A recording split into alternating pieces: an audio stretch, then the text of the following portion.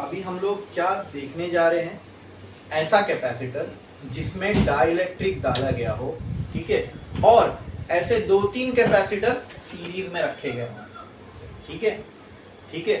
तो अब हम लोग capacitor with dielectric in series देखेंगे, और इसके लिए फिर क्या निकालना पड़ेगा, कैपेसिटेंस का फॉर्मूला।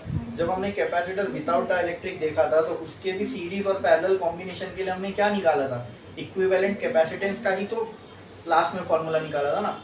तो अब उसी कैपेसिटर में अगर हमने अब सीख लिया हमने कि कैपेसिटर में डाइलेक्ट्रिक डालेंगे तो क्या होगा, और अच्छी बात है डाइलेक्ट्रिक डालने से कैपेसिटेंस बढ़ता है, तो हम लोग अब वही कैपेसिटर यूज करेंगे ना, क्यों विदाउट वाला यूज करेंगे जब कैपेसिटेंस इससे बढ़ रहा है तो अब ये वाले कैपेसिटर को अगर सीरीज में कनेक्ट करें तो इसका कैपेसिटेंस क्या होगा, ये भी हम लोगों को देखना है, ठीक है। देखें, बढ़े आगे, चलो तो एक लाइन छोड़ो, स्टार डालो, हेडिंग लगाओ, कैपेसिटेंस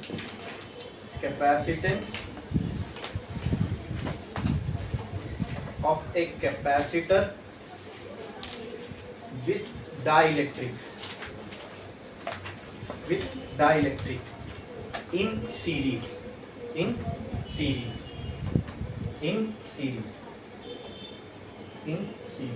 देखिए आपने।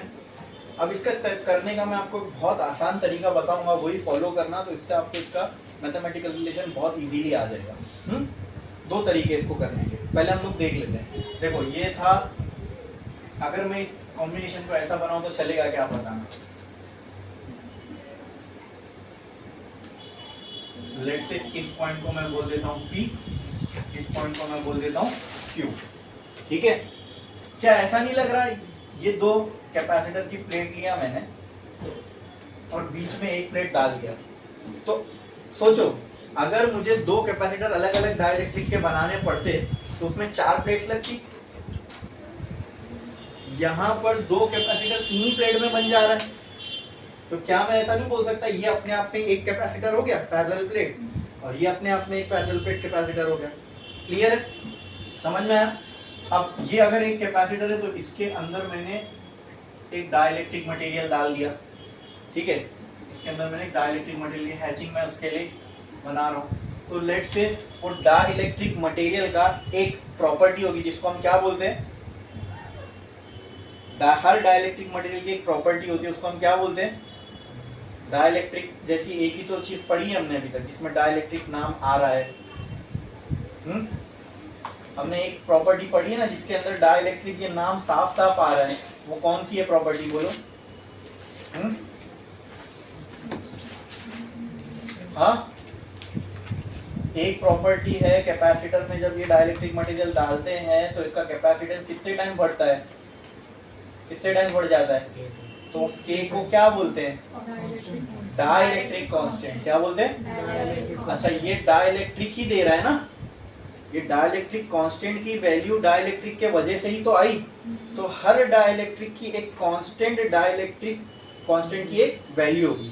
मतलब ये अगर एक डाइलेक्ट्रिक मटेरियल है तो मान लो ये 2 टाइम्स बढ़ा रहा है कैपेसिटेंस को, तो कोई और डाइलेक्ट्रिक मटेरियल होगा तो हो सकता है 3 टाइम्स बढ़ाए। समझ में आया। तो हर डाइलेक्ट्रिक मटेरियल की एक कांस्टेंट वैल्यू होगी जिसको हम डाइलेक्ट्रिक कांस्टेंट बोलते हैं। इसको हम लेट से इस कैपेसिटर के अंदर जो डाइलेक्ट्रिक कांस्टेंट है उसकी वैल्यू में बोल दिया K1। क्या बोल दिया, और मान लो ये एक कैपेसिटर है, इस पर मैंने उल्टी हैचिंग लाइन की, ठीक है, और इसमें जो डाइलेक्ट्रिक मटेरियल लेट से उसका डाइलेक्ट्रिक कांस्टेंट है K2। क्या है, K2 क्या है। अब जिस तरीके से टेक्स्ट बुक में इसके अरेंजमेंट दिए मैं भी आपको उसी तरीके से बता रहा हूँ। ये 2 प्लेट्स जो एक्सट्रीम प्लेट्स है, एक्सट्रीम प्लेट्स, लेट से इनके बीच में जो डिस्टेंस है D, क्योंकि हमने कैपेसिटर के बीच के डिस्टेंस को D मान के चले थे ना, जो एंड्स पे हो। हाँ, तो अगर ये टोटल डिस्टेंस D और बराबर बीच में मैंने ये प्लेट को रखा हूँ तो ये डिस्टेंस और ये डिस्टेंस कितना हो जाएगा, बोलो 2D। वाह, 2D होगा, 2D होगा ये और ये 2D होगा। अगर ये पूरा D है तो इतना क्या होगा,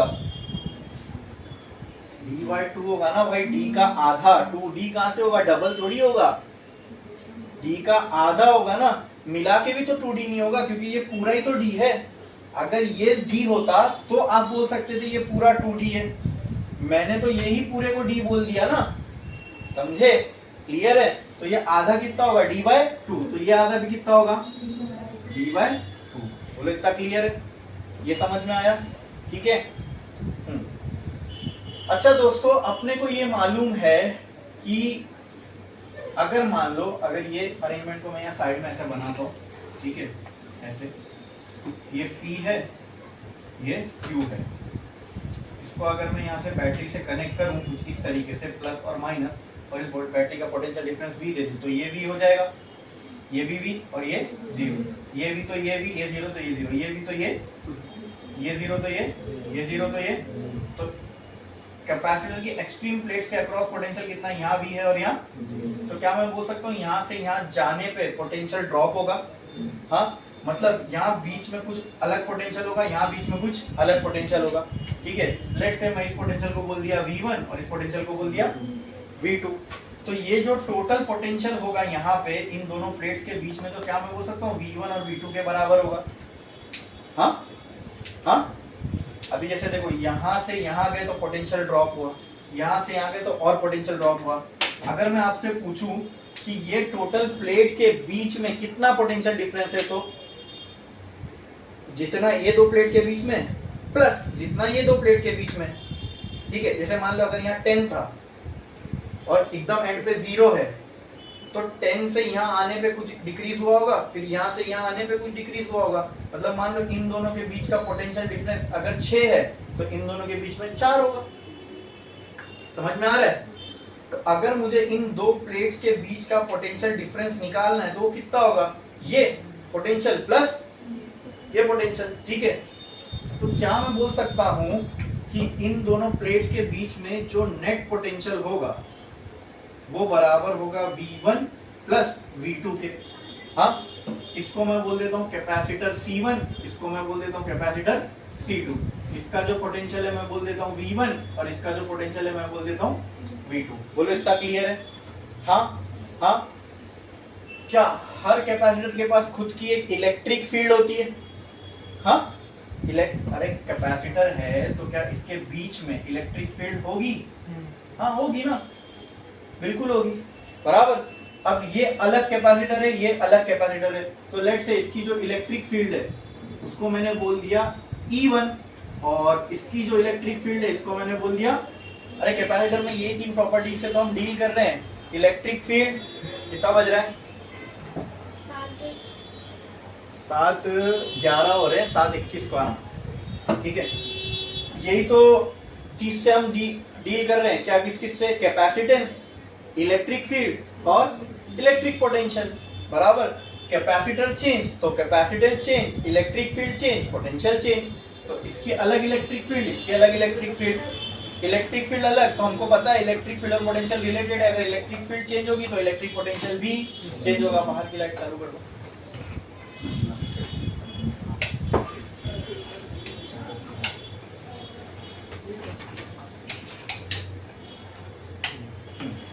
क्लियर है? क्लियर है? समझ में आया?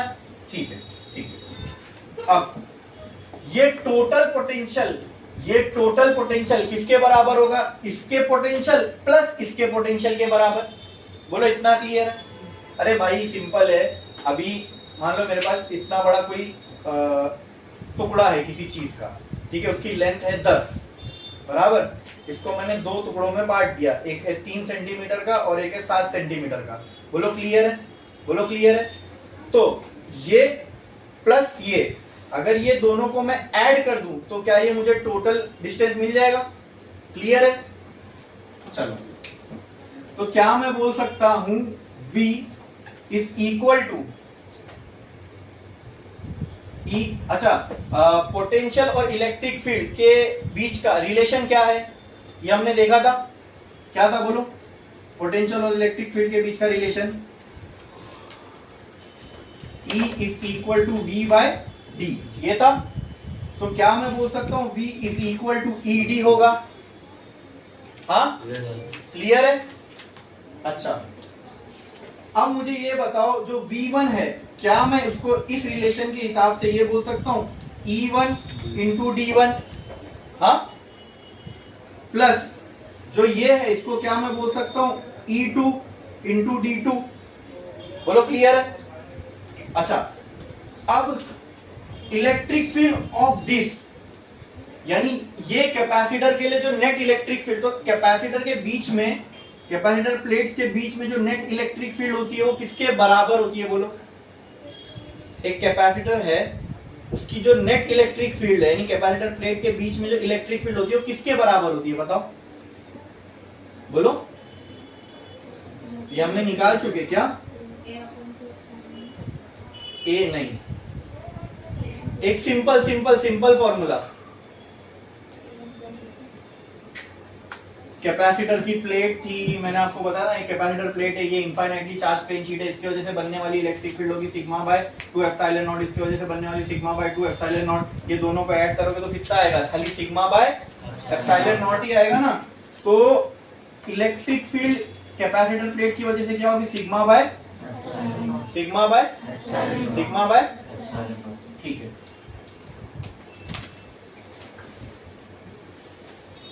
अच्छा, ये हो गई electric field sigma by epsilon not इस कैपेसिटर की वजह से।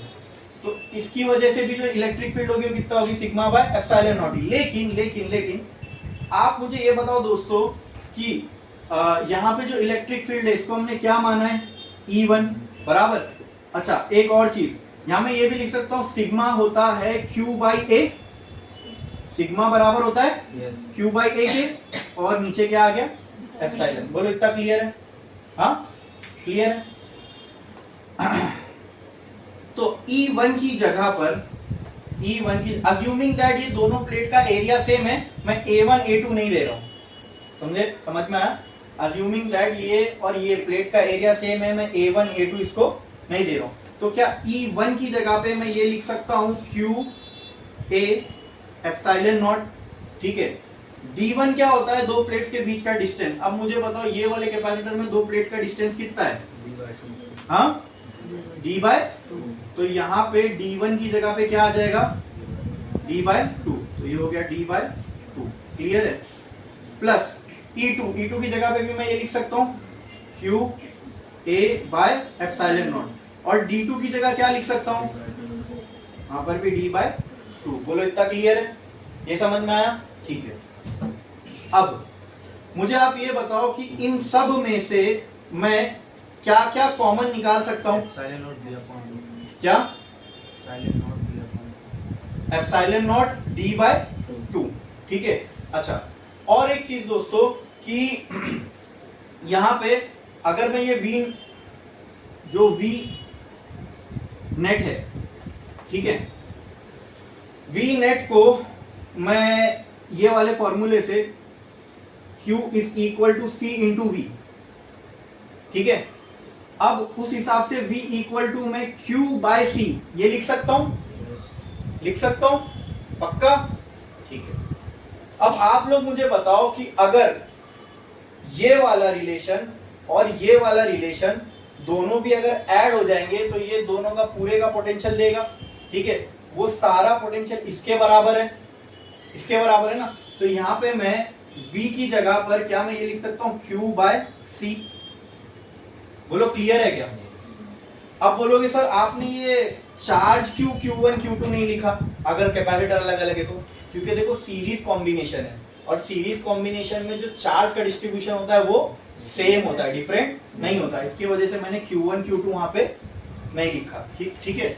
और Q के यहाँ पे ये भी D बाय 2 है, ये भी D बाय 2 है, और ब्रेड दोनों की एक है, इसलिए एरिया भी मैंने एक ही लिखा। बोलो, क्लियर है?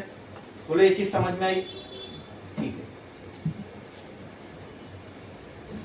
लेकिन दोस्तों एक चीज मेरे को ये बताओ कि यहाँ पे जो ये इलेक्ट्रिक फील्ड है, ये वाला जो हमने फॉर्मूला लिखा था इलेक्ट्रिक फील्ड का कैपेसिटर के लिए, वो कैपेसिटर तो विदाउट डाइलेक्ट्रिक था, याद है कुछ? अरे बोलो ना, अरे मेरे भाई बोलो। हाँ, ये वाला जो फॉर्मूला है इलेक्ट्रिक फील्ड का कैपेसिटर के लिए वो तो विदाउट डाइलेक्ट्रिक के लिए था। अगर डाइलेक्ट्रिक आ जाए, मान लो ये वाला जो फॉर्मूला है इलेक्ट्रिक फील्ड का सिग्मा बाय एप्सिलॉन नॉट, ये किसके लिए है? ये विदाउट डाइलेक्ट्रिक के लिए। किसके लिए? अगर, लेकिन ये कैपेसिटर विदाउट डाइलेक्ट्रिक है क्या? बोलो, है क्या? अगर ये कैपेसिटर डाइलेक्ट्रिक के साथ है तो इसकी इलेक्ट्रिक फील्ड ये होगी कि ये होगी? बोलो। हाँ, डिवाइड बाय के हो जाएगी। हाँ, के आएगा इधर, बराबर। अब समझो, अब यही फॉर्मूला अगर मुझे यहां पे मैं d2 की भी वैल्यू लिख देता हूं, d/2 है, बराबर। क्लियर है? पहले ये पूरा मैं ऐसी कॉपी करता हूं और फिर इसके अंदर अपन E1 और E2 की वैल्यू लिख। अब देखो, E1 और E2 दोनों अलग अलग है, लेकिन जब मैंने यहां पे E1 का फॉर्मूला पुट किया, E2 का फॉर्मूला पुट किया, D1 पुट किया, D2 पुट किया, तो इसमें तो कुछ चेंज दिख ही नहीं रहा है। ये टर्म सेम ही तो दिख रहा है। तो फिर मैंने E1 और 2 क्यों दिया, फिर अलग अलग क्यों लिखा? हाँ हाँ, बोलो। अलग अलग लिखने, अगर ये अलग है, ये अलग है, बट लिखने से यहां पर ये टर्म्स तो दोनों के सेम आ रहे, तो दोनों सेम ही हुए। लेकिन हमको डायग्राम से समझ में आ रहा है यहां पे इलेक्ट्रिक फील्ड सेम नहीं होगी। क्यों? क्योंकि इसमें जो डाइलेक्ट्रिक मटेरियल है वो अलग है, इसमें जो डाइलेक्ट्रिक मटेरियल है वो अलग है। ठीक है, तो अगर डाइलेक्ट्रिक मटेरियल है कैपेसिटर के बीच में तो उसकी इलेक्ट्रिक फील्ड k टाइम्स कम होगी। अगर उसकी फील्ड k टाइम्स कम होगी तो उसको k से डिवाइड करना पड़ेगा। ये विदाउट डाइलेक्ट्रिक इलेक्ट्रिक फील्ड हो गई। हमको विद डाइलेक्ट्रिक चाहिए तो इसको क्या करना पड़ेगा? k से डिवाइड। ठीक है, समझ में आया? मैंने कर दिया k से डिवाइड। अच्छा, तो जो पहला वाला कैपेसिटर है उसके लिए k की वैल्यू क्या है? बोलो। तो क्या मैं बोल सकता हूं E1 is equal to Q upon K1 A epsilon naught. हाँ, अरे बोलो। yes. अब क्या ये पूरा टर्म चेंज हो गया? हाँ, हो गया भाई। एक टर्म भी इसमें अलग है तो सीधी सी बात है, चेंज हो जाएगा। E2 की जगह मैं क्या लिख सकता हूं? Q upon K2 by A epsilon naught. ठीक है, तो मैं यहीं पे ऐड कर देता हूं, चलेगा? इज इक्वल टू K1 और यहां पे मैंने ऐड कर दिया K2। बोलो, क्लियर है? ये समझा कि नहीं समझा? अरे समझा। अच्छा, ये दोनों को ऐड करके दोस्तों ये पूरे कैपेसिटर का कैपेसिटेंस आने वाला इधर, तो क्या मैं इसको C इक्विवेलेंट लिख सकता हूं? हाँ, अरे भाई ये पूरे का सम होके ये आ रहा है ना यहाँ पे। हाँ, तो यहाँ पर जो कैपेसिटेंस का टर्म है उसको मैं C इक्विवेलेंट लिख सकता हूं कि नहीं लिख सकता हूं? बोलो, अरे बोलो। ठीक है, अब इनमें से क्या क्या मैं कॉमन ले सकता हूं? सारी चीजें खाली K1 K2 को छोड़ के। हाँ, तो Q निकल गया कॉमन, D निकल गया common, upon 2A epsilon not दोनों में से निकल गया कॉमन। यहाँ क्या बचेगा? 1 bye K1 plus 1 bye K2। बोलो, इतना क्लियर है? ये समझ में आया? यहां तक मैंने जो भी किया, इसमें किसी को कोई डाउट है क्या? अगर कुछ भी डाउट है तो पूछो। सिंपल है भाई, आपको दो कैपेसिटर दिख रहे हैं, आपको पता है ये पूरे का पोटेंशियल V है, तो हमने क्या कर दिया? दो के लिए इस पोटेंशियल को तोड़ दिया, V1 और V2 में। इतना क्लियर है? हाँ, ये पूरे का पोटेंशियल V है, बीच में दो कैपेसिटर है, तो टोटल कैसे मिलेगा? टोटल V कैसे मिलेगा? V1 प्लस, तो वही किया मैंने। फिर V का हमको एक फॉर्मूला मालूम है, E इंटू डी होता है, तो E इंटू डी लिख दिया। क्योंकि 1 वाला कैपेसिटर उसके लिए E1 D1 आ गया, 2 वाला कैपेसिटर उसके लिए E2 D2 आ गया। बोलो, क्लियर है? D1 की वैल्यू चेक करो, पहले कैपेसिटर के लिए डिस्टेंस कितना है? D/2, D/2 D1 की जगह लिख दिया। दूसरे कैपेसिटर के लिए डिस्टेंस चेक करो कितना है? D/2, तो यहाँ लिख दिया D/2। बोलो, क्लियर है? ये समझ में आया? हाँ, बचा फिर इलेक्ट्रिक फील्ड। अब इलेक्ट्रिक फील्ड इस कैपेसिटर के लिए क्या होगी? Sigma by epsilon not. लेकिन ये विदाउट डाइलेक्ट्रिक वाला कैपेसिटर नहीं है, विद डाइलेक्ट्रिक वाला कैपेसिटर, तो इसके डिवीजन में क्या आएगा? K भी आएगा, बराबर। तो मैंने लिख दिया सिग्मा बाय, चलो यहां पर भी लिख देता हूं, sigma by K epsilon naught. क्या लिख दिया? क्लियर है? क्लियर है? क्यों E equal to sigma by K epsilon naught क्यों आया? क्योंकि यहाँ डाइलेक्ट्रिक है, डाइलेक्ट्रिक की बात कर रहे हैं हम लोग, कैपेसिटर के अंदर डाइलेक्ट्रिक है। ठीक है, सिग्मा की जगह मैं Q बाय A लिख सकता हूं, तो ये पूरा रिलेशन ऐसा हो जाएगा। हाँ, बोलो, होगा कि नहीं?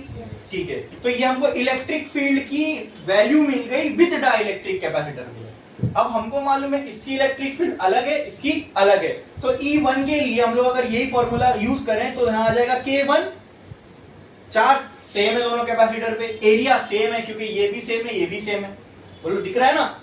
इसकी अगर मैं एरिया निकालूं तो ये d/2 मल्टीप्लाई बाय ये करना पड़ेगा, इसकी एरिया निकालूं तो मल्टीप्लाई ये d/2 मल्टीप्लाई बाय ये सेम ही तो आएगा। तो एरिया मैंने 1 2 नहीं लिखा क्योंकि एरिया दोनों का सेम है, दिख रहा है। एप्सिलॉन नॉट वो तो परमिटिविटी है, ठीक है, वो एक कांस्टेंट है, उससे तो अपने को लेना देना है ही नहीं, वो डायरेक्ट कांस्टेंट है, तो उसमें 1 2 आएगा नहीं। बोलो इतना क्लियर है। अब ये जो E1 की वैल्यू E2 की वैल्यू ये रिलेशन में मैंने पुट कर दिया, D1 और D2 की वैल्यू यहाँ पे पुट कर दिया, क्लियर है। जो जो कॉमन निकला है सब अपने बाहर निकाल लिए, बचा के अंदर 1/K1 प्लस 1/K2। बोलो इसमें किसी को कुछ भी डाउट है? ये सबको अच्छे से समझ में आया? कैसे कैसे मैंने टर्म्स निकाले ये एकदम क्लियर है? अरे बोलो पक्का, ठीक है। यहां से ये क्यों, यहां से ये क्यों कैंसल, बचा क्या, यहां पे क्या बचेगा,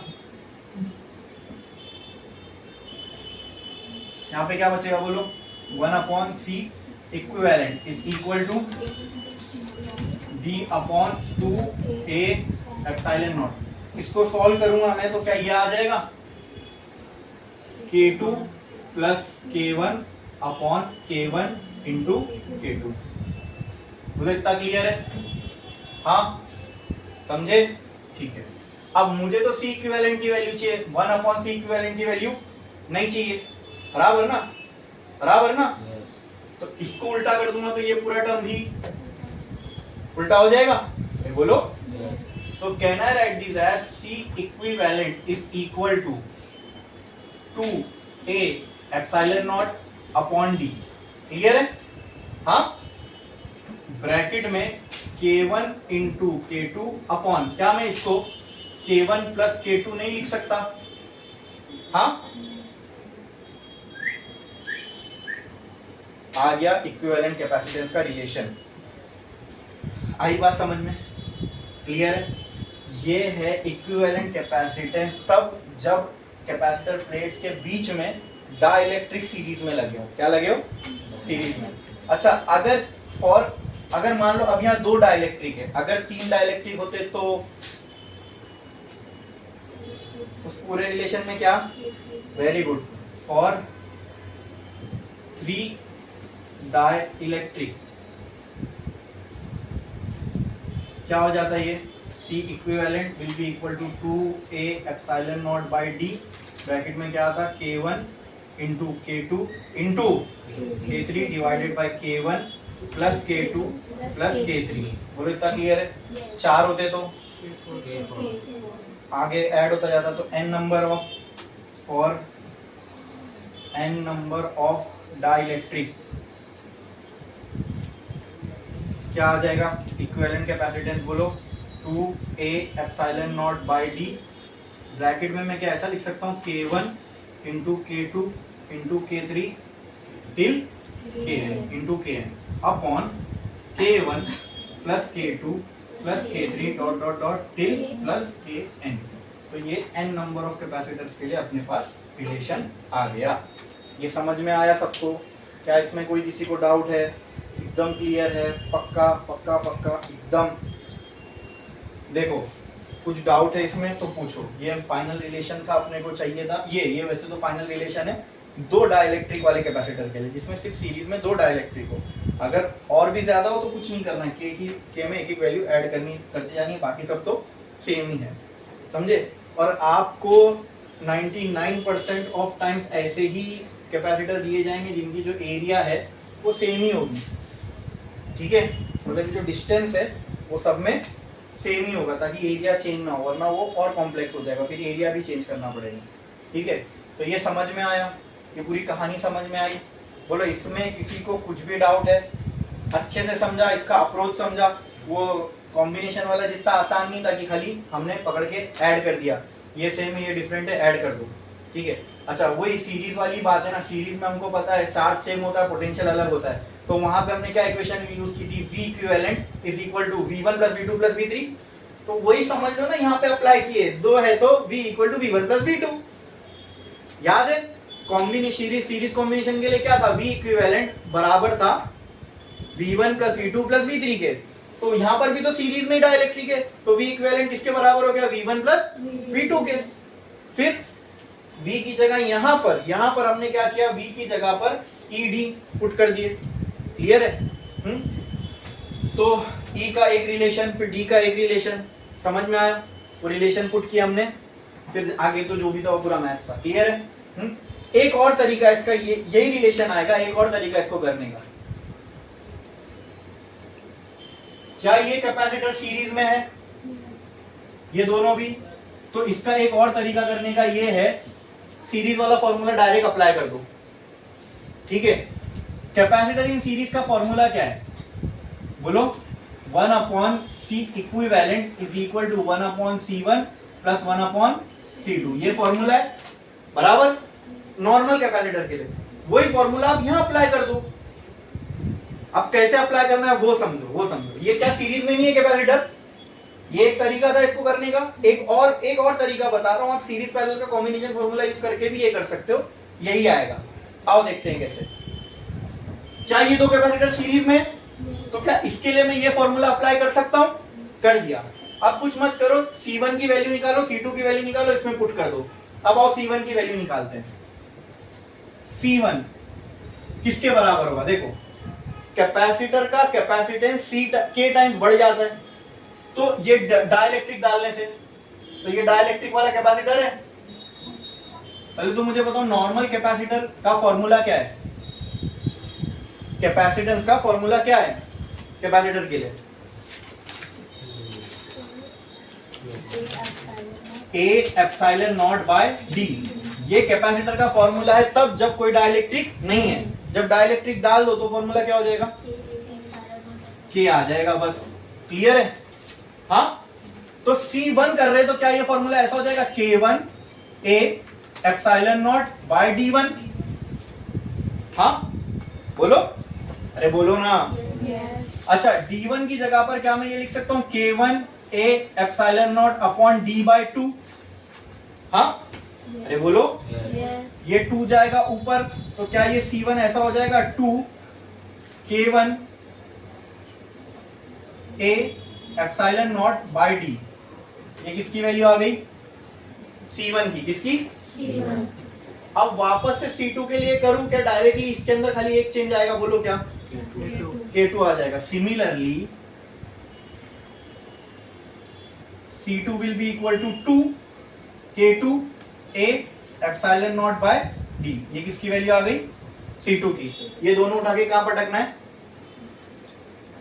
वो फॉर्मूले में।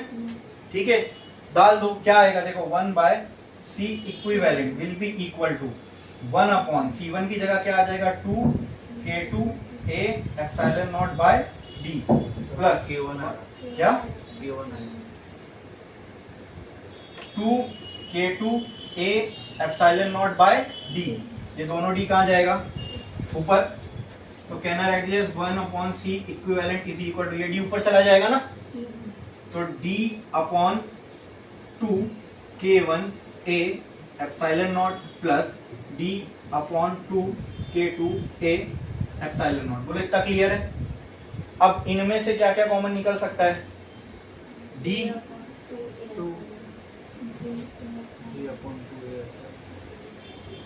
तो 1/C इक्विवेलेंट, इसमें से क्या क्या कॉमन निकलेगा? D/2A epsilon not, 2A epsilon not. अंदर क्या बचेगा? 1/K1 प्लस 1/, वही सेम कहानी तो बच रही है ना इधर भी। इधर है ना, देखो वही आ रहा है।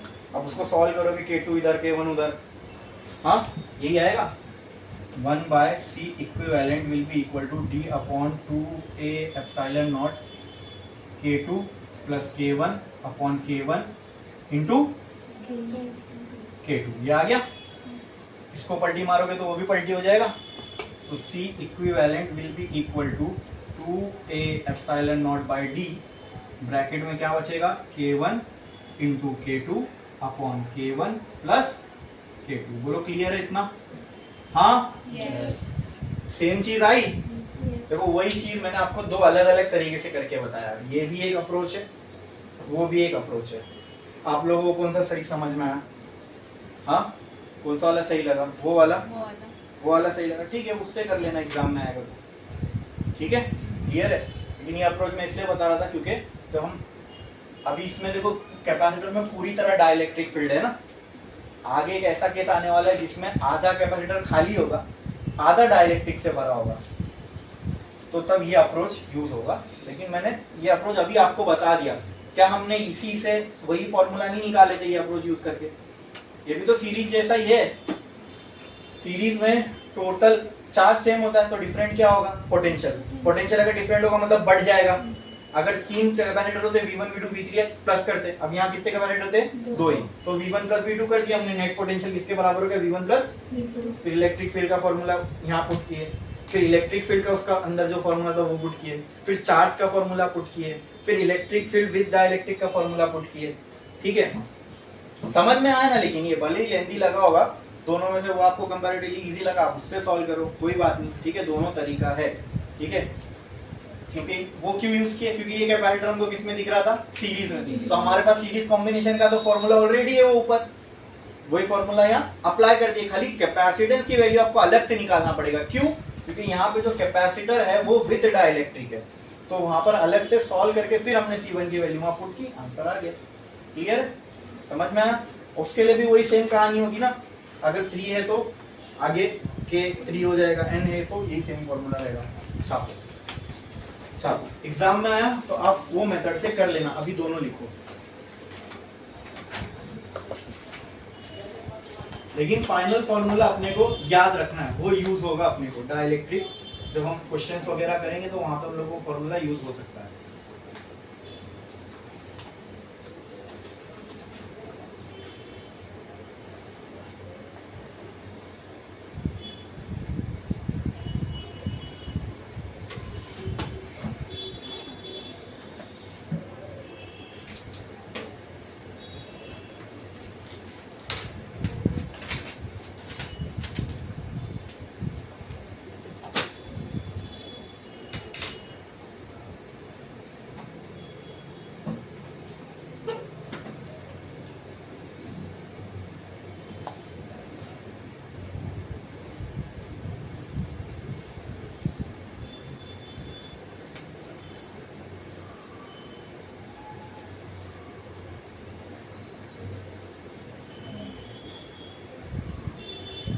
इसको शुरू करने से पहले ऊपर स्टार डाल के लिखना मेथड 1, उसको शुरू करने से पहले लिखना मेथड 2,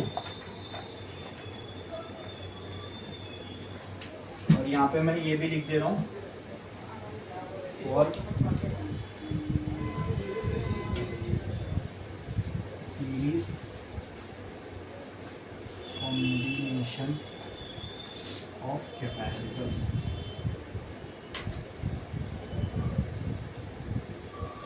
ये फॉर्मूला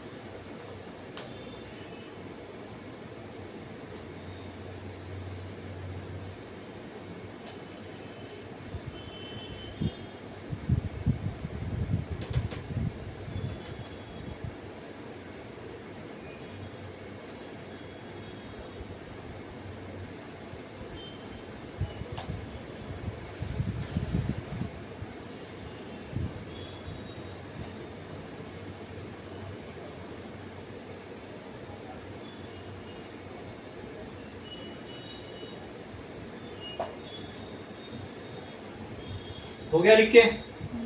ये फर्स्ट पार्ट हो गया पूरा? ये फर्स्ट पार्ट पूरा हो गया?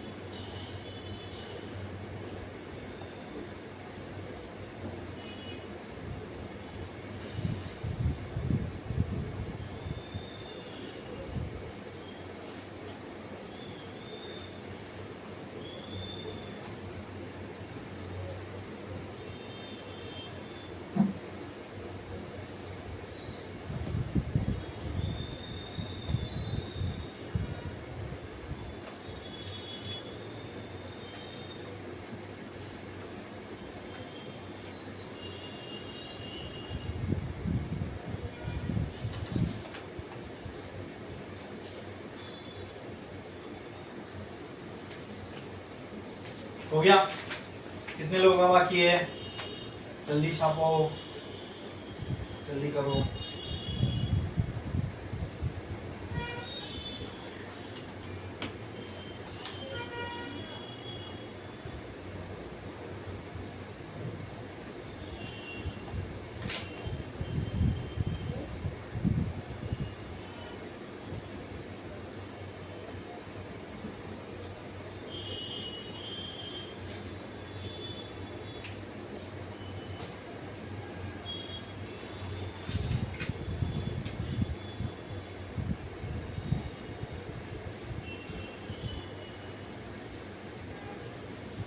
जिनका हो गया वो एक लाइन छोड़ो, स्टार डालो, नेक्स्ट हेडिंग लगाओ। अभी हमने क्या हेडिंग लगाई थी, जरा चेक करो। Capacitance of a capacitor with dielectric in, तो अब क्या आएगा? सेम हेडिंग आएगी, capacitance of a capacitor with dielectric in. चलो लिखो फटाफट।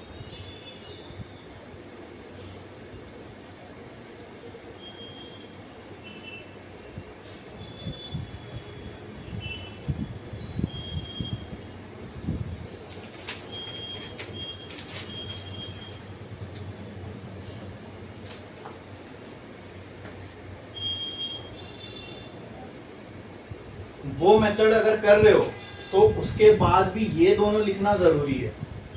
एग्जाम में जब आएगा तो फॉर 3 कैपेसिटर और फॉर n कैपेसिटर्स के लिए क्या रिलेशन होगा वो आपको लिखना जरूरी है। अभी अगर नहीं लिखो बुक में वो चल जाएगा, लेकिन एग्जाम में जरूर लिखना, यहां जाके ये कंप्लीट होगा। हो गया लिख के? ठीक है, हेडिंग लगा दिए। क्या बोला था मैंने? नेक्स्ट हेडिंग जल्दी लिखो फटाफट। नेक्स्ट हेडिंग क्या थी? बोलो बोलो। Capacitance of a capacitor with dielectric in parallel. मतलब अब देखो, अब मेरे पास एक और कैपेसिटर है, ये ठीक है, ये दो कैपेसिटर की प्लेट हो गई। लेट से ये वाला साइड इसका P है, लेट से ये वाला साइड इसका Q है। तब मैंने ऐसी एक लाइन खींची थी, ऐसे दो डाइलेक्ट्रिक लगाया था, ठीक है। अब मैं चेक, देखो ये टोटल डिस्टेंस लेट से इनके बीच में क्या है, डी है, क्या है, डी। अब मैं जो डाइलेक्ट्रिक है वो ऐसे डाल रहा हूं, ठीक है, ऐसे। तो मतलब ये ऊपर वाला साइड अलग डाइलेक्ट्रिक मटेरियल है, इसलिए मैंने इसको बोल दिया K1। ये नीचे वाला साइड, यहाँ एक अलग डाइलेक्ट्रिक मटेरियल है, लेट से इसको मैंने कह दिया, इसका डाइलेक्ट्रिक कांस्टेंट है K2। जरा चेक करो दोस्तों, मैंने क्या कहा था, सीरीज पैरेलल कैसे चेक करते हैं। अगर लाइन के अक्रॉस पोटेंशियल डिफरेंट मिल रहा है, नहीं कैपेसिटर के अक्रॉस पोटेंशियल, दो कैपेसिटर के अक्रॉस अगर आपको पोटेंशियल डिफरेंट मिल रहा है, यानी वो सीरीज कॉम्बिनेशन है, क्योंकि सीरीज में पोटेंशियल अलग होता है, करंट और चार्ज सेम होता है। रेजिस्टर पढ़ोगे तो वहां करंट सेम मिलेगा, कैपेसिटर पढ़ रहे तो चार्ज सेम मिलेगा। अगर पोटेंशियल सेम मिलता है तो ये कौन सा कॉम्बिनेशन है, अच्छा, और पोटेंशियल डिफरेंट मिलता है तो पोटेंशियल सेम मिलता है, हाँ, डिफरेंट मिलता है तो ये क्लैरिटी आप में होनी चाहिए, इसको याद नहीं करो, हमने पूरा देखे हैं, करते करते पूरा हम लोग ने इसको समझे है कि किस तरीके से सीरीज में पोटेंशियल फील भी कराया था ना। यहाँ पोटेंशियल V है, फिर गिरेगा, फिर गिरेगा, फिर गिरेगा, जीरो हो जाएगा। और पैरेलल वाले में हमने देखो चेक किया था कॉम्बिनेशन में, अरे यहाँ V था तो इसके अक्रॉस भी V, इसके अक्रॉस भी V, इसके अक्रॉस भी V, यहाँ सबके अक्रॉस जीरो था, तो तीनों पे हमने चेक किया था, तो V0 V0 V0 same potential आया था सबके अक्रॉस। यहाँ भी चेक कर लो, अगर मान लो मैं इसको यहाँ पे बैटरी से कनेक्ट कर दूं, यहाँ पे V पोटेंशियल है, यहाँ जीरो है, तो ये वाले डाइलेक्ट्रिक को चेक करो, यहाँ अगर V होगा तो इस डाइलेक्ट्रिक पे पूरा V ही होगा ना, इस साइड पे, इस साइड पे पूरा जीरो ही होगा ना। तो अगर मैं खाली ये डाइलेक्ट्रिक को देखूं तो इसके इस साइड पे कितना पोटेंशियल है, V, उस साइड पे जीरो, फिर उसको भूल जाओ, खाली इसको देखूं तो इस साइड पे इसके कितना है, उस साइड पे कितना है, जीरो।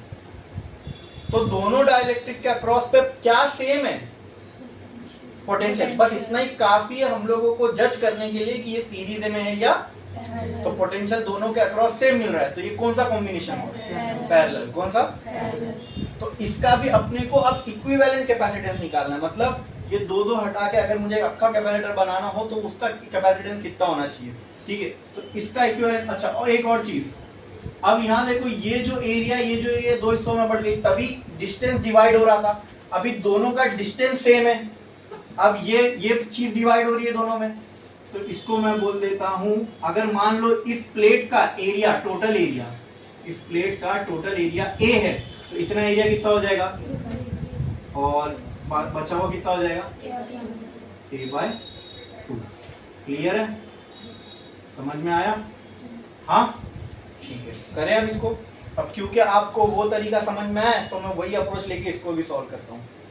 फॉर क्या ये पैरेलल कॉम्बिनेशन है कैपेसिटर का, हाँ, ऐसा नहीं लग रहा ऊपर एक कैपेसिटर है नीचे एक कैपेसिटर है, तो ये पैरेलल कॉम्बिनेशन हो गया कैपेसिटर का। For parallel combination of capacitors, क्या ये फॉर्मूला वैलिड है, C इक्विवेलेंट बराबर C1 प्लस C2। अब क्योंकि यहाँ दो ही कैपेसिटर है, जैसे वहां किए थे, C1 की वैल्यू निकालो, C2 की वैल्यू निकालो, फिर इसमें पुट कर दो।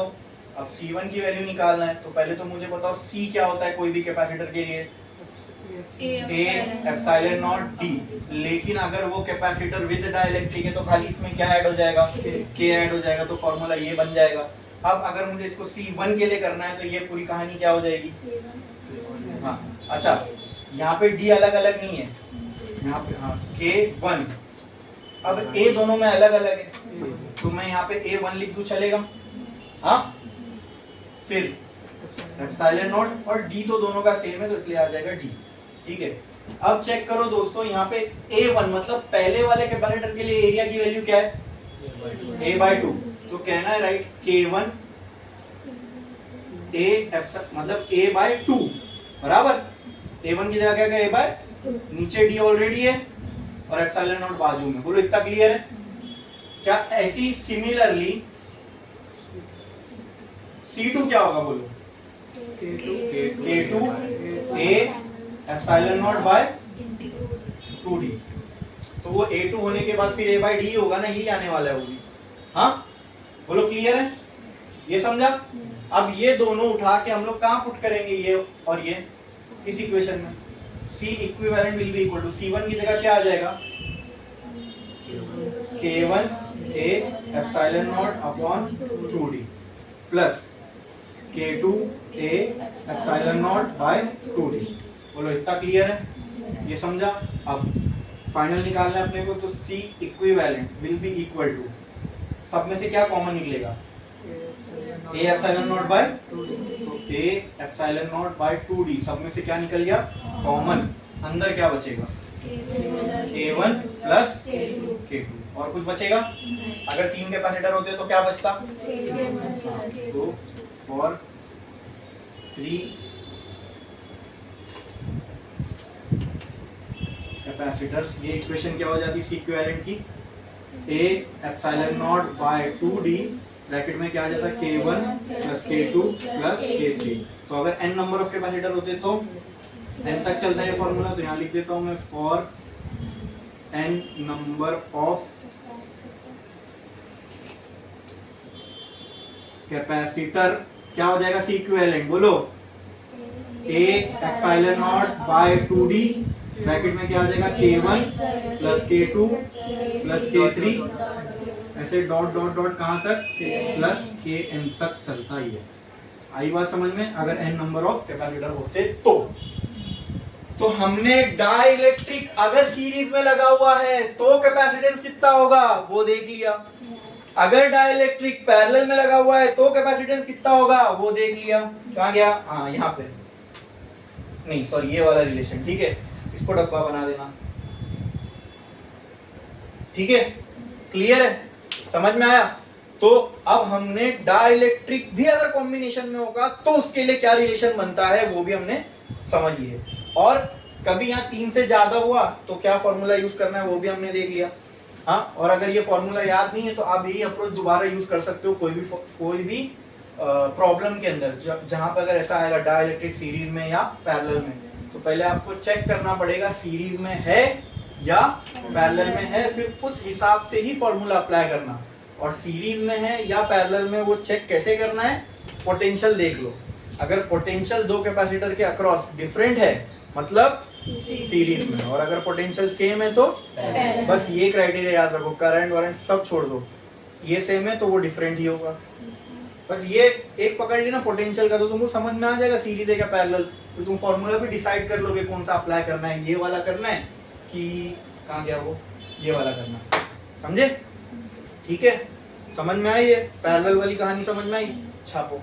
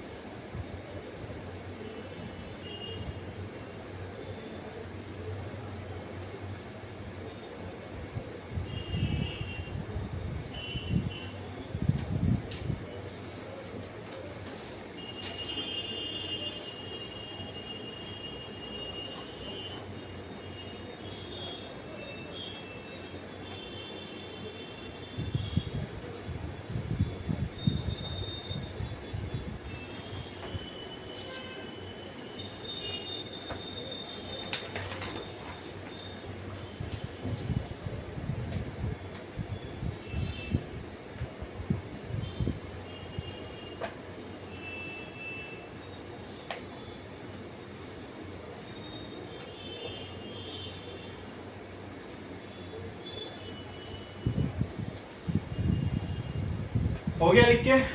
कितने लोगों का बाकी है? जिनका हो गया वो एक लाइन छोड़ो, नेक्स्ट हेडिंग डालो, लिखो capacitance of a capacitor with partially filled dielectric, with partially filled dielectric,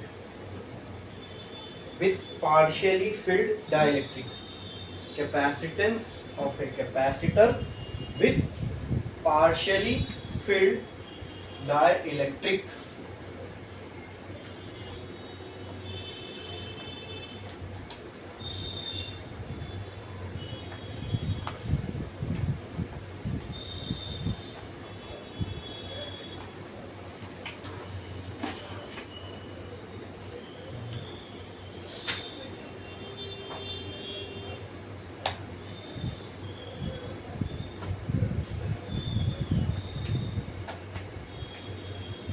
लिखा आपने? Capacitance of a capacitor with partially field dielectric. हो गया लिख के इतना? अब आओ समझते हैं। अब भी मैंने क्या किया, दो कैपेसिटर की प्लेट जैसे हर बार लेते हुए आया हूं। ये एक कैपेसिटर की प्लेट, ये एक कैपेसिटर की प्लेट, ठीक है। अब ये पूरी कैपेसिटर की प्लेट पूरी तरह खाली भी नहीं है और इस दोनों कैपेसिटर प्लेट के बीच में पूरी तरह डाइलेक्ट्रिक भी फील्ड नहीं है, जैसे कि पहले देखे थे हमने, ठीक है। अच्छा चलो, इस साइड पे मैंने इसको एक एंड दे दिया, let this end B P, और इस साइड पे मैंने इसको एक एंड दे दिया, let this end B Q. अब क्या है ना दोस्तों, इसके कुछ हिस्से में, थोड़े से हिस्से में, कुछ हिस्से में डाइलेक्ट्रिक मटेरियल, ये कौन सा मटेरियल है? डाइलेक्ट्रिक मटेरियल है, ठीक है, जिसका डाइलेक्ट्रिक कांस्टेंट क्या है? के है। क्या है? के है, ठीक है। अच्छा, ये जो स्पेस है कैपेसिटर के अंदर, ये स्पेस क्या विदाउट डाइलेक्ट्रिक है? हाँ। तो अगर मैं इसको थोड़ा सा ऐसे इमेजिन करूं, क्या मैं इसको ऐसा नहीं बना सकता, यहाँ एक कैपेसिटर, यहाँ एक कैपेसिटर, क्या मैं इसको ये नहीं समझ सकता कि ये सीरीज में दो कैपेसिटर लगे हुए हैं जिसमें से एक में डाइलेक्ट्रिक नहीं है और एक में है? क्या मैं इसको इस तरीके से भी समझ सकता हूं, ये अप्रोच ले सकता हूं इसका? ये भले ही एक दिख रहा है, क्या मैं इसको दिमाग में ऐसा सोच सकता हूं कि ये एक में ऐसे दो कैपेसिटर बढ़ गए, आधे को मैं मान लूंगा कि इसके अंदर डाइलेक्ट्रिक नहीं है और एक कैपेसिटर जिसमें डाइलेक्ट्रिक है, ठीक है। तो ऐसी समझो कि यहाँ पे ये, अगर ये टोटल डिस्टेंस को मैं d मान लूं, दो कैपेसिटर प्लेट के बीच में मैं डिस्टेंस d मान के चल रहा था, और लेट से इस डाइलेक्ट्रिक मटेरियल की हमने थिकनेस दे दी है t, कितनी दे दिए? t, कितनी दे दिए? तो जो स्पेस विदाउट डाइलेक्ट्रिक होगा, ठीक है, उसमें कितना डिस्टेंस बच जाएगा? अगर ये टोटल d है जिसमें से t हिस्सा डाइलेक्ट्रिक ने ले लिया तो बचेगा कितना? जो विदाउट डाइलेक्ट्रिक स्पेस है वो कितना बचेगा? हाँ, d/2। ये आधा तो नहीं है, मैंने ये थोड़ी ना कहा कि डाइलेक्ट्रिक आधा हिस्सा कवर कर रहा है, इतना पूरा डिस्टेंस दिए, बस खत्म। d में से t निकाल लो, t हिस्सा डाइलेक्ट्रिक ने ले रखा है ना, किसमें से? d में से, तो उतना पार्ट निकाल दो, जो बचा वो विदाउट डाइलेक्ट्रिक है। तो इसको मैं निग्लेक्ट कर रहा हूं, तो क्या मैं बोल सकता हूं ये इतना जो पार्ट है ये d माइनस टी होगा? हाँ, समझे आप? जो बचा हुआ है वो भी विदाउट डाइलेक्ट्रिक ही है, मतलब इसको करने के लिए मैं समझ लो यार, ज्यादा कंफ्यूजन ना, इसलिए मैं चलो ये प्लेट को इधर ही बना देता हूं, चलेगा? हाँ चलेगा, प्लेट को मैंने इधर ही बना दिया, क्लियर है? अब एक कैपेसिटर है जिसमें आधा हिस्सा विदाउट डाइलेक्ट्रिक है, आधा हिस्सा विद डाइलेक्ट्रिक है, तक क्लियर है? अरे बोलो समझ में आया? समझा कि नहीं समझा? अच्छा, अगर ये दोनों कैपेसिटर प्लेट है, क्या विदाउट डाइलेक्ट्रिक का जो स्पेस है उसमें कुछ इलेक्ट्रिक फील्ड होगी? होगी कि नहीं होगी? तो विदाउट जो स्पेस में इलेक्ट्रिक फील्ड होती है उसको हम किससे रिप्रेजेंट करते हैं? विदाउट डाइलेक्ट्रिक वाली इलेक्ट्रिक फील्ड को ई नॉट से। पहले यहाँ पे इलेक्ट्रिक फील्ड होगी जिसको हम किससे रिप्रेजेंट करेंगे? ई नॉट से। और यहाँ पे जो इलेक्ट्रिक फील्ड होती है उसको हम किससे रिप्रेजेंट करते हैं? हाँ, ई से। तो क्या ई बराबर होती है ई नॉट बाय के? हाँ, तो यहाँ पे जो भी इलेक्ट्रिक फील्ड होगी वो ई नॉट बाय के ही होगी। अगर ये नहीं होता यहाँ पे तो यहाँ पर भी इलेक्ट्रिक फील्ड कितनी होती, ई नॉट। क्योंकि डाइलेक्ट्रिक आ गया यहाँ पे के टाइम्स कम हो जाएगी, किससे कम, ई नॉट से। इतना क्लियर है, ये समझ में आया? हाँ क्लियर है क्या? अरे बोलो ना, क्लियर है? ठीक है। अब अगर ये दोनों के बीच में टोटल पोटेंशियल V है, V, ठीक है, V, तो मुझे बताओ अगर ये टोटल पोटेंशियल V है तो क्या मैं नहीं बोल सकता ये टोटल पोटेंशियल V दो हिस्सों में बढ़ गया, एक कैपेसिटर के उस हिस्से में जहां डाइलेक्ट्रिक नहीं है, एक कैपेसिटर के उस हिस्से में जहां डाइलेक्ट्रिक है। तो कहना है से डाइलेक्ट्रिक वाले हिस्से को, यानी इतने हिस्से का जो पोटेंशियल है, इतने हिस्से का जो पोटेंशियल है, क्या मैं इसको V1 बोल दूं चलेगा? क्या इतने हिस्से का जो पोटेंशियल है इसको मैं V2 बोल दूं चलेगा? अरे बोलो हाँ। तो V2 हिस्से का पोटेंशियल, V1 हिस्से का पोटेंशियल क्या सेम होगा कि अलग होगा? अलग होगा। क्यों अलग होगा? क्योंकि एक हिस्से में डाइलेक्ट्रिक है, जहां डाइलेक्ट्रिक आता है वहां पोटेंशियल कम हो जाता है। समझे? क्लियर है? ठीक है, चलो तो क्या मैं बोल सकता हूँ यहाँ पे V नेट बराबर होगा V1 प्लस V2 के।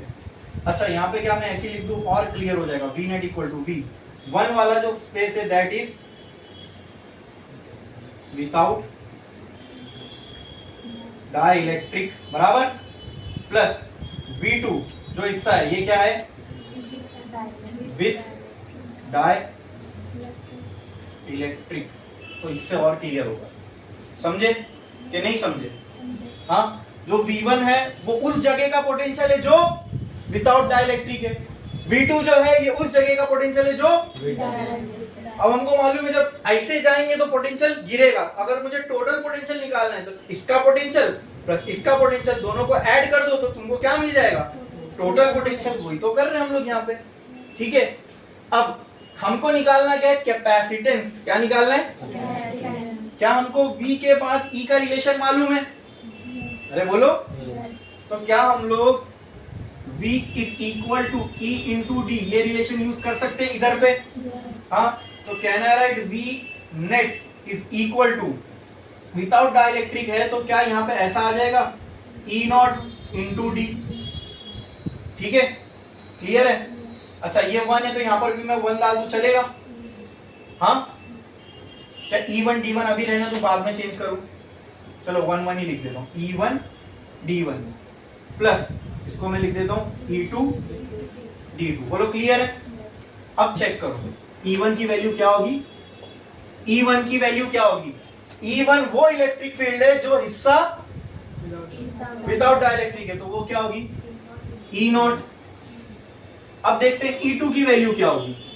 E2 वो हिस्सा है जिसमें डाइलेक्ट्रिक है, तो E2 की इलेक्ट्रिक फील्ड क्या थी, E नॉट बाय, क्योंकि वहां डाइलेक्ट्रिक है इलेक्ट्रिक फील्ड K टाइम्स कम हो गई। बोलो इतना क्लियर है? ये समझ में आया?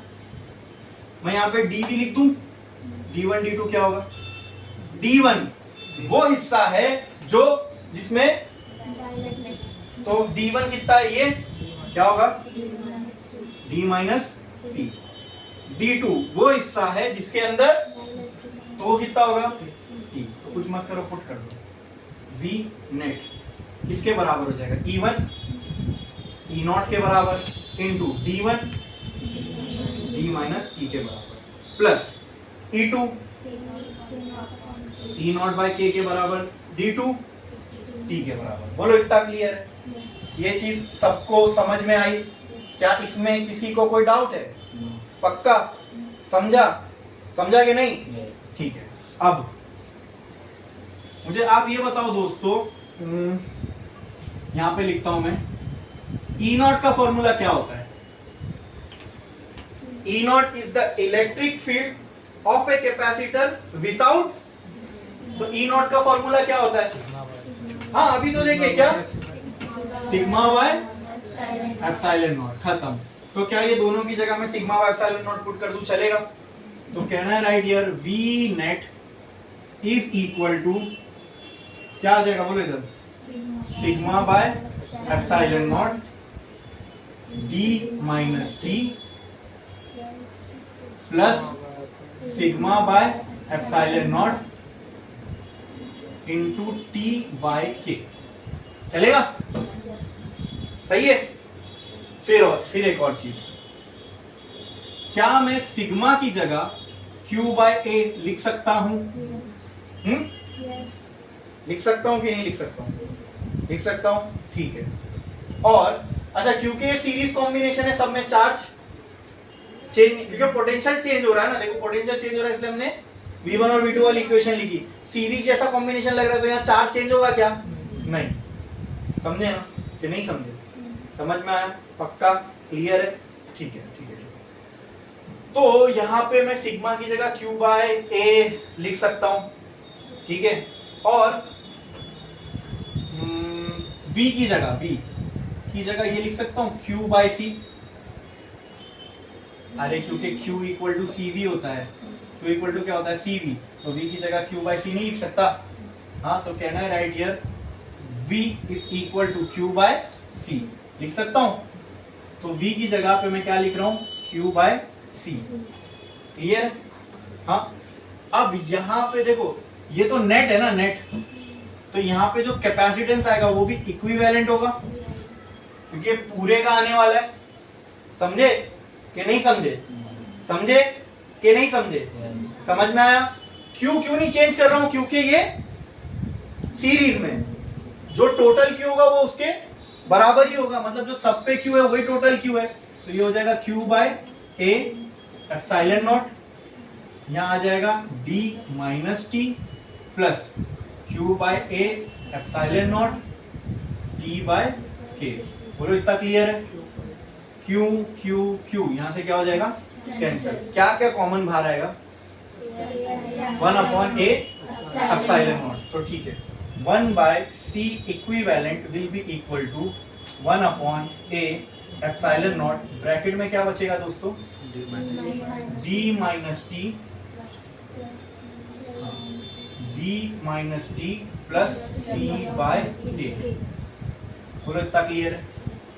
ये समझ में आया? हाँ कि ना? समझा? पक्का? पक्का? लेकिन अपने को तो ये पूरा टर्म मल्टीप्लीकेशन में ना इससे, हाँ, लेकिन अपने को तो सी इक्विवेलेंट चाहिए। अपने को क्या चाहिए? सी इक्विवेलेंट की वैल्यू चाहिए। तो कुछ मत करो, ये सी इक्विवेलेंट को यहाँ फेंक दो, इसको इधर फेंक दो, तो ये नीचे आ जाएगा। देखो ये इधर आ गया तो ये हो जाएगा ए एप्सिलॉन नॉट, ये इधर चला गया तो ये हो जाएगा सी इक्विवेलेंट। ये पूरा टर्म इधर आ जाएगा ना नीचे। समझे कि नहीं समझे? यहाँ मल्टीप्लीकेशन में तो यहाँ के क्या हो जाएगा? डिवाइड। तो कहना है right this D minus T plus T by K. बोलो इतना क्लियर है? तो क्या मैं बोल सकता हूँ सी इक्विवेलेंट यहाँ पे बराबर होगा A by epsilon not upon D minus T plus T by K. अभी ये खत्म नहीं हुआ है, अभी कहानी बाकी है। क्या बोला मैंने? कहानी बाकी है। अभी तो हमने देखा कि एक तो ये जो प्लेट थी इसके अंदर डाइलेक्ट्रिक था, और डाइलेक्ट्रिक कैसा था? पार्शियली फिल्ड था। कैसा था? पार्शियली। लेकिन अब एक ही डाइलेक्ट्रिक था। अब मैं आगे ऐसा करने जा रहा हूं जहां पर प्लेट पार्शियली भी फिल्ड होगी और उसमें एक नहीं बल्कि दो डाइलेक्ट्रिक होंगे, फिर 3, फिर 4, फिर n। तो हम 2 तक भी निकाल लिए ना, 3 का हम प्रिडिक्ट कर सकते हैं और n का फॉर्मूला बना सकते हैं। बना सकते हैं क्या नहीं? हाँ, समझे कि नहीं समझे? समझ में आया? तो एक काम करो, पहले ये पूरा कॉपी कर लो, ठीक है? फिर अपन ऐसा वाला कैपेसिटर देखेंगे जो पार्शियली फिल्ड है, जिसमें जगह खाली भी है और अंदर 2 डाइलेक्ट्रिक भी है। ठीक है, चलो करो। ये समझा कि नहीं समझा? सबको समझ में आया ना? हाँ करो। अच्छा सुनो, एक और बात, मैं इसको ऐसा ब्रैकेट में लिखूं तो चलेगा? ये देखो D minus T plus T by K को, तो ये समझ में आ रहा है D माइनस टी खाली वाली जगह है, T बाय के इसके ये डाइलेक्ट्रिक के लिए।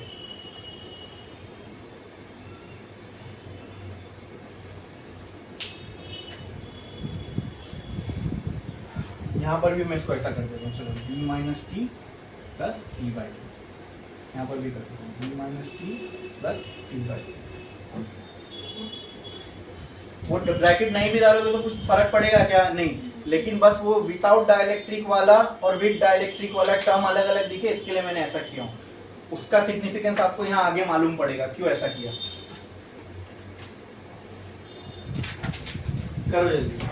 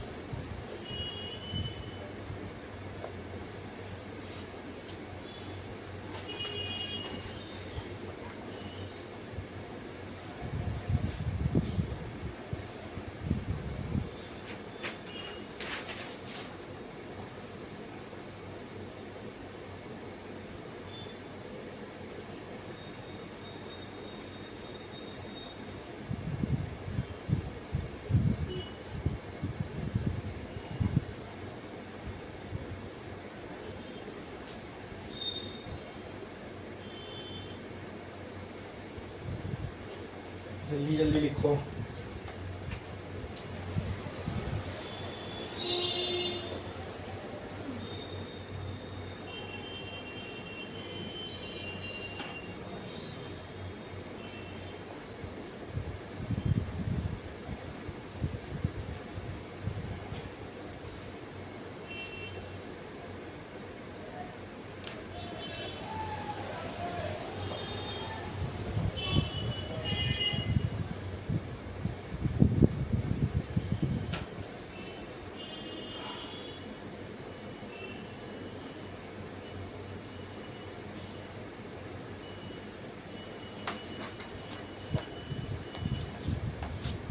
हो गया लिख के?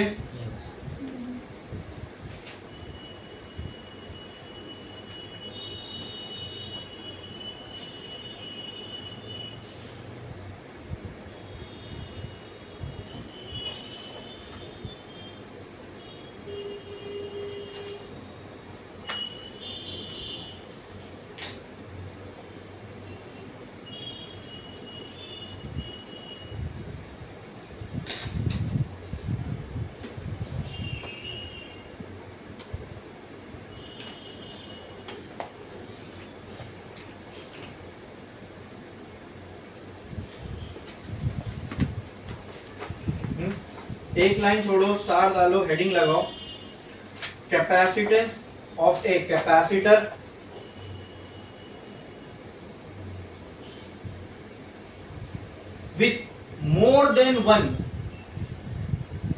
with more than one partially filled dielectric, with more than one partially filled dielectric, with more than one partially filled dielectric।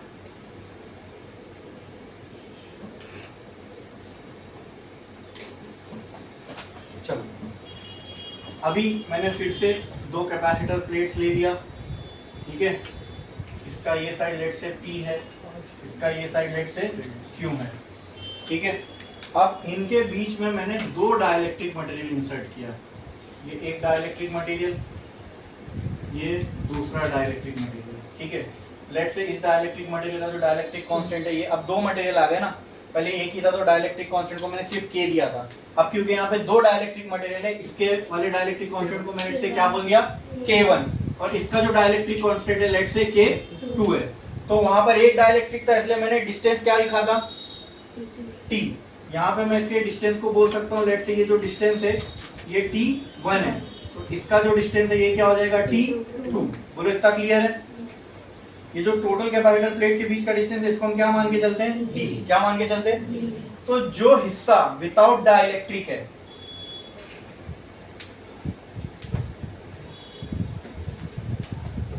Space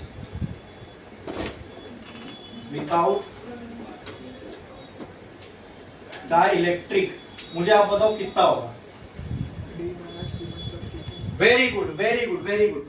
ये पूरा हिस्सा क्या ऐसा होगा, D minus T1 plus T2, बोलो, समझे? T1 T2 को ऐड कर दो और टोटल D में से निकाल दो, जो खाली हिस्सा वो बच जाएगा। क्या इतना क्लियर है? समझ में आया? ठीक है।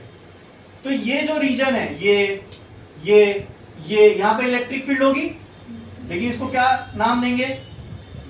E not. E यहां पे जो इलेक्ट्रिक फील्ड होगी इसका क्या नाम आएगा? E, which will be equal to E naught by. तो क्या मैं इसको E1 बोल सकता हूं और इसको K1? उसी तरह यहां जो इलेक्ट्रिक फील्ड होगी इसको मैं क्या नाम दूंगा? E2 will be equal to E naught by K2। क्या ये क्लियर है? हाँ, समझ में आया? क्या इसमें किसी को कोई डाउट है? फिर अगर यहां पर ये टोटल पोटेंशियल V है, तो यहां पोटेंशियल कितने हिस्सों में बटेगा? बोलो, यहां पे V नेट की वैल्यू आप लोग अब बताओ क्या आएगी? क्या आएगी? V1 प्लस V2 प्लस, तो क्या मैं V1 को मान लू वो रीजन जहां पर डाइलेक्ट्रिक? तो यहां मैं लिख भी देता हूं, चलो यहां मैं लिख देता हूं V1 is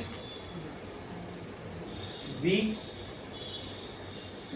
without dielectric plus, जो दूसरा रीजन है वो ये मान लेता हूं V with dielectric plus potential with dielectric 1, और यहां पे लिख देता हूं मैं विथ डाइलेक्ट्रिक 2। बोलो, इतना क्लियर है?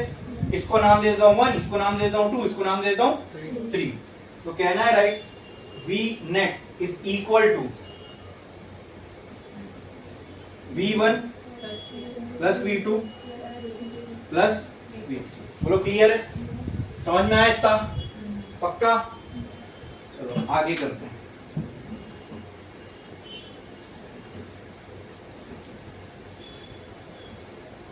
अब आप लोग मुझे ये बताओ कि इस स्टेप के बाद हमको क्या करना है? फिर अगर हमको कैपेसिटेंस निकालना है तो इसकी जगह हम क्या पुट कर सकते हैं? हाँ, V इक्वल टू ED वाला रिलेशन यूज कर सकते हैं। तो कहना है राइट, V नेट बराबर होगा, V1 क्या हो जाएगा?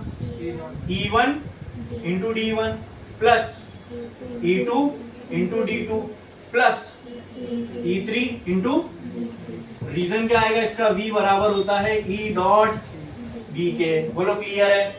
हाँ, अब हमको मालूम है दोस्तों E1 मतलब E नॉट के बराबर होगी। E2 किसके बराबर होगी? E नॉट, सॉरी, इसको E1 तो यहाँ पर उल्टा कर देते हैं, जान दो। इसको 1 2 3 के फॉर्म में मत लिखो, या अगर 1 2 3 के फॉर्म में लिख रहे हो तो इसको विथ डाइलेक्ट्रिक 1 कर दो, इसको विथ डाइलेक्ट्रिक 2 कर दो, और ये वाले रीजन को विदाउट डाइलेक्ट्रिक कर दो, तो फिर वो 1 2 वाला मैच होगा, है ना? डाइलेक्ट्रिक 1 वाले को हमने 1 दिए, समझे? तो ऐसा करते हैं। E1 किसके बराबर है? E नॉट बाय K 1 के। E2 किसके बराबर है? E नॉट बाय K 2 के। और E3 किसके बराबर है? Very good, E not. बोलो, इतना क्लियर है? लिखे इसको यहाँ पे, V नेट बराबर होगा किसके? अच्छा, और फिर D की भी रिलेशन बचती है ना, चलो D वाला आगे करेंगे। यहां आ जाएगा E naught by K1 into plus E2 की जगह क्या आ जाएगा? E naught by K2 into plus E naught by D3। अब D1 D2 D3 को देखो क्या है। D1 की वैल्यू क्या है? T1, very good. D2 क्या होगा? T2। D3 क्या होगा? D minus T1 plus T2, ये होगी D3 की वैल्यू। क्लियर? पुट करें, चलो V नेट किसके बराबर हो जाएगा? E naught by K1। D1 की जगह क्या आएगा? T1 आ गया, plus E naught by K2। D2 की जगह क्या आएगा? T2 प्लस E नॉट, ऐसे ही रहेगा। D3 की जगह क्या आ जाएगा? Into D minus T1 plus T2। Clear है ये? इतना समझ में आया? इसमें किसी को कोई डाउट? ठीक है, चलो अब E0 की जगह मैं क्या लिख सकता हूं? E0 क्या होता है भाई? E0 का फॉर्मूला देखो, सिग्मा बाय एप्सिलॉन नॉट। और सिग्मा बाय एप्सिलॉन नॉट की जगह तो डायरेक्ट मैं E0 की जगह यहाँ पे ऐसा लिख दूं क्या? E0 is equal to Q by A epsilon naught चलेगा? या तो यहाँ पर ही कर देता हूँ, E0 equal to sigma by epsilon naught, therefore E0 equal to Q by A epsilon naught. Clear है? सब जगह पुट कर दूं, चलेगा? तो कहना है right V net is equal to Q0 की जगह E0 की जगह क्या आ जाएगा? Q A epsilon not. So Q ऊपर क्या बचेगा? T1, नीचे A epsilon not K1 plus दूसरा E0 की जगह Q A एप्सिलॉन नॉट और नीचे क्या रहेगा? Q A epsilon naught K2 और ऊपर साथ में क्या है? T2। सेम वे इसके लिए भी आएगा क्या? Q A एप्सिलॉन नॉट, लेकिन यहाँ किए हुए कुछ नहीं है, खाली इसके मल्टीप्लिकेशन में साथ में क्या है? D minus T1 plus T2। ये है, बोलो क्लियर है? समझ में आया इतना? हाँ, ये और अच्छे से समझ में आया, इसलिए इसको मैं स्क्वायर ब्रैकेट में रख रहा हूं। हाँ, कंफ्यूजन नहीं होगा। क्लियर? अब ये V नेट की जगह क्या पुट कर सकता हूं? Q by, very good. तो V की जगह क्या पुट करेंगे? Q बाय C, और यहाँ पे जो C होगा ये कैसा होगा? इक्विवेलेंट होगा। तो ये हो जाएगा Q upon C equivalent which will be equal to, इन सब में से क्या कॉमन निकल सकता है? Q कॉमन निकल सकता है, A एप्सिलॉन नॉट कॉमन निकल सकता है, बराबर? तो यहाँ से अगर Q A epsilon not common निकल गया तो अंदर क्या बचेगा? चलो आओ देखते हैं, अंदर क्या बचा यहाँ पे? T1 by K1 plus T2 upon K2 plus D minus T1 plus T2। ये समझ में आया? क्या इसमें किसी को कोई डाउट है? हाँ, यहां से ये कैंसल। ये पूरा टर्म, जैसे कि ये पूरा टर्म 1 अपॉन, यहाँ पे क्या बचेगा? 1 बाई एप्सिलॉन नॉट, यहाँ भी बचा था 1 बाई एप्सिलॉन नॉट। ये पूरा टर्म इसके मल्टीप्लिकेशन में था, वैसे ये पूरा टर्म इसके मल्टीप्लिकेशन में, वो साइड जाएगा तो डिवाइड हो जाएगा। ठीक है, चलो पहले लिख लेता हूँ यहाँ से। तो ये करूँ क्या मैं? A एप्सिलॉन नॉट को यहाँ फेंक देता हूँ, C इक्विवेलेंट को यहाँ फेंक देता हूँ, चलेगा कि नहीं चलेगा? चलेगा। तो ये पूरा टर्म कहाँ आ जाएगा? डिनोमिनेटर में। तो मैं A एप्सिलॉन नॉट को यहाँ फेंक देता हूँ, ये हो गया A एप्सिलॉन नॉट, ये A एप्सिलॉन नॉट इधर चला गया, इसके अपॉन में ये पूरा टर्म आएगा। तो इसमें मैं खाली क्या कर रहा हूँ, जैसे इसमें D वाला टर्म पहले था ना, तो इसमें भी D वाले टर्म को मैं पहले लिख दे रहा हूँ। कोई इसमें कंफ्यूजन है क्या? तो प्लस D है, प्लस ही है ना, खाली ब्रैकेट का ध्यान रखना बस, bracket D minus T1 plus T2, और ये भी प्लस में, plus T1 K1 plus T2 by K2। ठीक है, और ये ब्रैकेट क्लोज। ये इक्वल टू C इक्विवेलेंट पूरा कहाँ चला जाएगा? उधर ऊपर, तो ये हो जाएगा C इक्विवेलेंट के बराबर। बोलो समझा कि नहीं समझा? समझ में आया? ठीक है, अब जरा गौर से देखना। हाँ दोस्तों, ये अपने को रिलेशन तो आ गया। अब हमने दो डाइलेक्ट्रिक के लिए, अरे यहाँ पे लास्ट टाइम पे C इक्विवेलेंट क्या आया था? बोलो बोलो, A epsilon not upon D minus T plus T by K, ये आया था।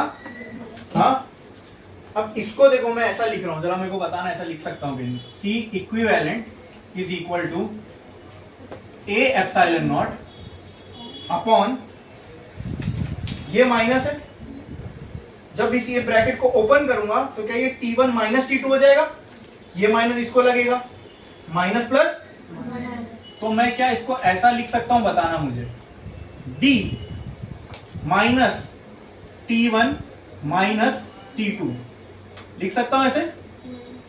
क्या मैं इसको ऐसे लिख सकता हूं? देखो ये ब्रैकेट को मैंने ओपन कर दिया, समझा ये नहीं समझा, समझ में आया?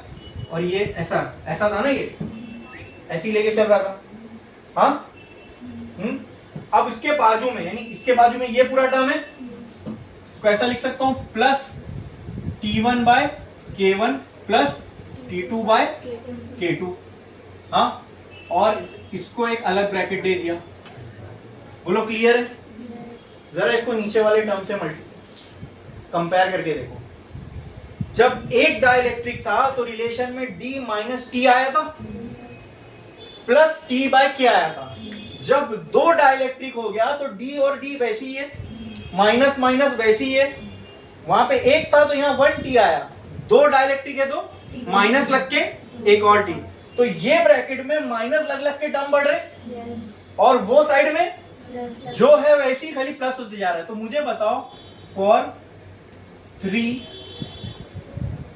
पार्शियली फिल्ड डाइलेक्ट्रिक के लिए क्या C इक्विवेलेंट बनेगा? अब आपको ये देख के मुझे, वेरी गुड, बोलो very good, D minus T1 T2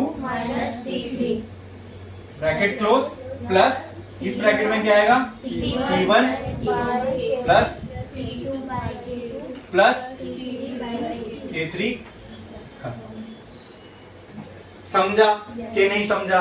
ये बहुत टफ जाता है बच्चे लोग को समझने के लिए, लेकिन अपन ने बहुत सिस्टमैटिकली धीरे धीरे से आराम आराम से मैंने आप लोगों को इस प्रोसेस के थ्रू लेके गया, बहुत आराम आराम से, ठीक है। एक एक छोटे छोटे स्टेप मैंने आपको बताए, देखो ये एक एक छोटे छोटे स्टेप मैं आपको बताते जा रहा था, ठीक है। उससे हमारे को इतना बड़ा फॉर्मूला अब आपने खुद बताया अपने मुंह से, ठीक है। तो अब जैसे हम सबके लिए करते आए हैं, सीरीज कॉम्बिनेशन में किए थे, डाइलेक्ट्रिक के सीरीज में किए थे, पार्शियली डाइलेक्ट्रिक के कर, अब अगर n नंबर ऑफ दे दे तो भी हम लोग कर सकते हैं, है ना। आप एक्सपर्ट हो गए कि नहीं? तो देखो कहां से शुरू किए थे और कहां पे अभी हम लोग चले गए। एक तो डाइलेक्ट्रिक, वो भी पार्शियली फील्ड, फिर उसमें भी सीरीज कॉम्बिनेशन, और उसका भी n नंबर। कितने आसान से, कितने अच्छे अच्छे कॉन्सेप्ट पे पहुंच गए ना अपन, और उसका आंसर तुम खुद बता पा रहे हो। तो अब मैं हटा देता हूं इसको, आप मुझे बताना फॉर n नंबर ऑफ, अगर यहां पे for n number of partially field dielectric होते तो क्या होता। अब इसमें ना खाली एक चीज दोस्तों तुमको बहुत ध्यान रखनी है, मैंने बेसिक मैथ्स को लेके चला। बेसिक मैथ्स मतलब ये ब्रैकेट मैंने बहुत ध्यान से, मतलब सिस्टमैटिकली, मैंने उसमें कुछ रॉकेट साइंस थोड़ी ना लगाया, बेसिक मैथ्स का यूज किया और ब्रैकेट को जैसा लगाना चाहिए वैसा लगाया, तो उससे क्या ना समझने में आसानी होती है। अगर मैं ब्रैकेट नहीं रखता ना तब भी आप बताते, लेकिन वो सिस्टमैटिक नहीं लगता। अभी एकदम क्लियर समझ में आ रहा है कि ये ब्रैकेट में क्या बढ़ेगा, वो ब्रैकेट में क्या बढ़ेगा, तो इससे हमको एकदम सिस्टमैटिकली फॉर्मूला समझ में आ रहा है। सिर्फ क्या किया मैंने, बेसिक मैथ इक्वेशन में ब्रैकेट का प्रॉपर यूज किया, बस उससे कितना क्लीन हो गया फॉर्मूला, समझे।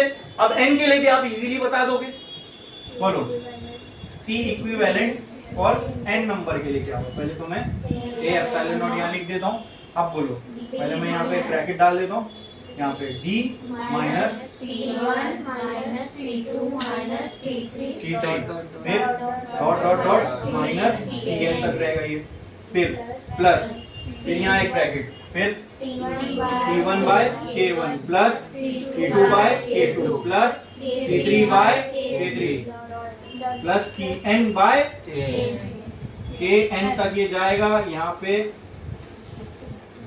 और यहाँ पे स्क्वायर ब्रैकेट क्लोज, समझे। तो capacitor with partially field dielectric with n number of dielectric in series होगा, तो इतने सारा भी डिफिकल्ट अगर केस आ गया उसके लिए भी हमको कैसे फॉर्मूला निकालना है हम समझ गए? समझा Yes. कि नहीं समझा? ये एकदम अच्छे से समझा? ये पूरा डेरिवेशन सबको क्लियर हुआ? करो कॉपी। अच्छा सुनो, कॉपी करो ये, लेकिन अब इसके बाद जो है ना, यहाँ पर सुन लो, यहाँ ध्यान दो, कॉपी मत करो, अभी इधर देखो। मतलब कॉपी करो, उसके लिए मैं टाइम दूंगा ऐसा बोल रहा हूँ। फिलहाल यहाँ देखो, एक समझ लेना, जब मैं बोल रहा रहूंगा ना, लिखना बंद कर दिया करो। यहाँ पर है ना, इस टॉपिक के साथ अपने जो बड़े बड़े टॉपिक थे ना इस चैप्टर के, वो हो जाए कंप्लीट। अब यहाँ में कुछ छोटे मोटे चने कुरमुरे बाकी है, छोटे छोटे इधर उधर टॉपिक जो मैंने छोड़ा हूँ, क्योंकि वो बहुत छोटे छोटे हैं, वो अभी हम लोग देखेंगे। फिर वो कंप्लीट होने के बाद एक टॉपिक है जो थोड़ा सा है, वो है वेन डी ग्राफ। मतलब एक मशीन है जो एक्चुअल में इस इलेक्ट्रोस्टैटिक के कंसेप्ट पे काम करती है, उसको हमको देखना है। तो अब जो मेजर बड़े बड़े कंसेप्ट थे ना पूरे इलेक्ट्रोस्टैटिक्स के और कैपेसिटर के, सब हो गए खत्म। अब कुछ छोटे मोटे कंसेप्ट बाकी है, वो हम लोग देखेंगे, लेकिन वो देखेंगे ब्रेक के बाद।